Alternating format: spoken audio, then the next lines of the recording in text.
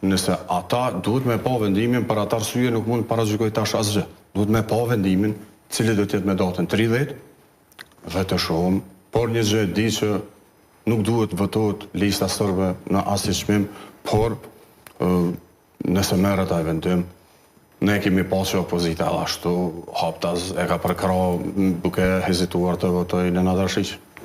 E ka përkrahur kë?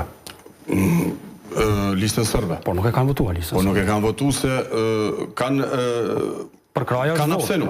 Kanë abstenu. Po sepse kanë cilësuar të kundërligjshme.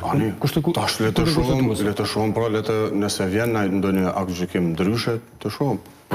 Kjo, a më pas ajo vë në pozitën e mos respektuese të ligjit? Jo, kemi të drejtë mos me votu. Kemi drejtë. Po, ata kanë drejtë mos me votu. Po mirë dhe, ata neve nuk na kanë votu kryetarën e Kuvendit 5 muaj. Që edhe ne nuk po dojmë me votu personat të tillë. Neve 5 muaj nuk e kanë votu. Në fund ua votuan, pra, ua që të një kusht, anë hekni këta që... Jo, atë që deshëm ne. Gruan më të votuar në vend. Si keni fitu 51%? Mirë dhe, e drejta në takon neve. E drejta ju takon, por do të një bëni numrat, pra. Po, vetëm se edhe na kemi të drejt, mos me e votu. Kjo është e drejtë e ju, e drejtë e imja demokratike. Po, stacionën në asush këtë. Pikrisht. Edhe nuk dua të votoj listën sërbe. Dhe, ju nuk doni të votoni listën sërbe, edhe partitë të tjera kam pas sfundmi në intervista këto në përfaqësues të tyre, edhe ata thonë që nuk do të votojmë listën sërbe.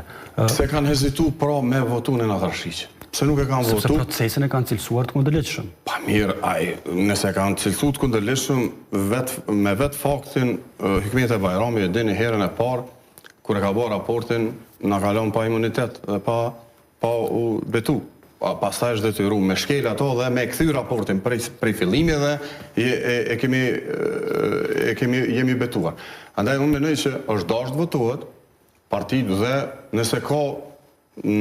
nëse merr vendim gjykata kushtetuese, atëherë të shihet se çka duhet bëhet, por ata Haptaz kanë qenë kundër Nenad Rashiqit. Dhe për të kësaj, nëse nuk e voton askush listën sërbe, në çfarë situatë është kuvendi, pra sepse gjykata potencialisht do e konsideroj të pakonstituar kuvendin. Po, nuk e dim, a është i pakonstituar, ne mendojmë që është i konstituar, por duhet ta shohim vendimin, por ne kemi thënë që nuk e votojmë. Tash unë mendoj që nuk duhet votohet, por të presim vendimin Dibran nuk isha paragjykuar se çfarë vendimi do të ketë nga gjykata kushtetuese.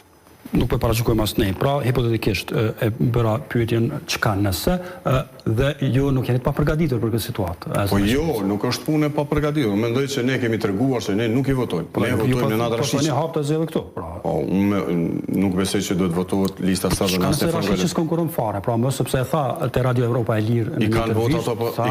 I ka votat lista sërbe dhe opozita për me votu nëse dojnë. Ata hezituan me votu Nenad Rashiqin.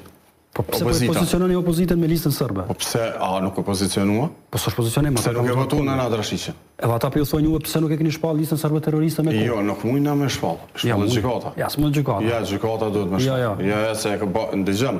Unë veç një gjë po e them. Brigadat e Veriut, kush i ka shpall terroriste? Dëgjom. Unë veç një gjë po e them. Nëse këta kishin, si të them, vullnet për me votu Nenad Rashiqin i shkry kjo punë. Nuk deshen. Edhe abstenoj PDK-ja, nuk votoj LDK-ja. Dhe kjo është e qartë. Kjo është e qartë. Baqë nëse a keni lënë teren edhe jo, pra listës sërbe, duke mos i bërë veprimet e duhura me kohë. Jo, listës sërbe, na nuk i kena lënë listën sërbe, na mi pas lënë, sot nuk kishin pas pushtet që shkan pas para 5 vite, çfarë tereni, s'kan ata teren fare. Ata kur nuk kanë qenë më dopt, sepse më nuk i kanë strukturat paralele terroristët mbrapa me kontrollu qytetet brenda dhe Po ishin në zgjedhje pra, i fituan në deputet. Po mirë dhe veç i kanë pas 10. Po të shpalli terroristë. Po veç i kanë 10. Po të shpalli terroristë nuk marrë pjesë zgjedhje. Po veç i kanë 9. Tash nuk i kanë më 10. Dhe më nuk kanë kontroll mbi asnjë qytet, e kanë fjalën me kriminalët terroristë që i kanë torturuar njerëz. Kjo është një dallim i madh dhe sot nuk i kanë më as tabelat, as armatimin, asgjë nuk kanë në dorë që më mirë se të sedin asnjë bile për veri.